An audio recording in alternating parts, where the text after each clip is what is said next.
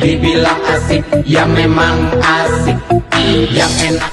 Assalamualaikum warahmatullahi wabarakatuh. Kali ini saya Ika Wulandari kembali menjumpai Anda melalui YouTube channel ini. Dan di kesempatan kali ini saya akan membahas secara singkat untuk sekarang tanpa pemutihan, mengapa sih pulang pakai SPLP ke Indonesia itu sangatlah sulit? Atau kenapa sih kalau hanya punya SPLP, Immigration akan menolak pembayaran compound kita? Untuk Anda ketahui, saat ini yang hanya punya SPLP dan tanpa pegang paspor lamanya, sebagai informasi, SPLP itu bukan paspor. SPLP itu hanya surat perjalanan laksana paspor yang Anda buat di Malaysia ketika Anda tidak berhak untuk mendapatkan paspor. Dan di dalam SPLP itu kan tidak ada COP ya ketika masuk ke Malaysia. Sedangkan denda compound ini hanya diperuntukkan kepada warga asing yang tinggal lebih masa di Malaysia. Bukan untuk yang masuk secara ilegal atau bukan untuk yang kemarin masuk lewat belakang. Ketika orang ini mau bayar compound, saat dicek tidak ada data-datanya ketika masuk Malaysia, ya lebih repot lagi urusannya.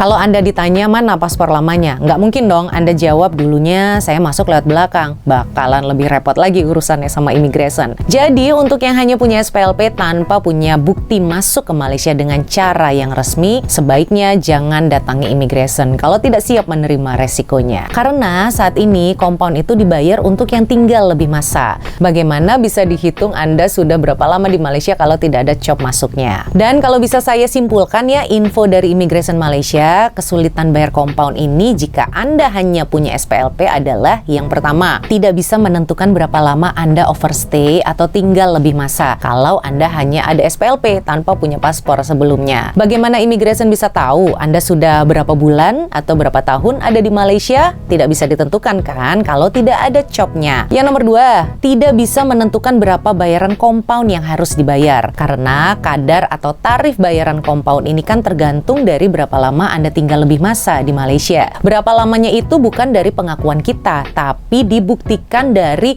COP terakhir masuk ke Malaysia. Dan tarif ini kan berbeda ya untuk yang hanya tinggal lebih masa sebulan, 2 bulan, atau yang tinggal lebih masa 1 atau 2 tahun. Dan yang tahu secara pasti menghitung compound ini ya Immigration. Tapi kalau sudah lebih dari setahun ya siapkan sajalah sekitar Rp3.100. Jika kurang dari Rp3.100 ya berarti masih ada rezeki sisa compound yang bisa kita simpan. Nah, kalau hanya ada SPLP, bagaimana Immigration bisa menghitung bayaran compound ini? Tidak bisa ya menentukan berapa bayaran compound jika hanya ada SPLP. Kemudian yang terakhir, yang nomor 3, alasannya adalah tidak bisa menentukan berapa lama Anda dapat hukuman blacklist. Sama seperti kadar bayaran compound. Lamanya blacklist ini kan tergantung dari berapa lama Anda tinggal lebih masa di Malaysia dan dihitung dari bukti COP masuk Anda di Malaysia. Begitu juga soal lamanya blacklist yang punya rumus hitungan pastinya berapa lama hanya Immigration Malaysia. Kalau sekarang pegang SPLP dan tidak punya paspor lamanya beserta COP-nya,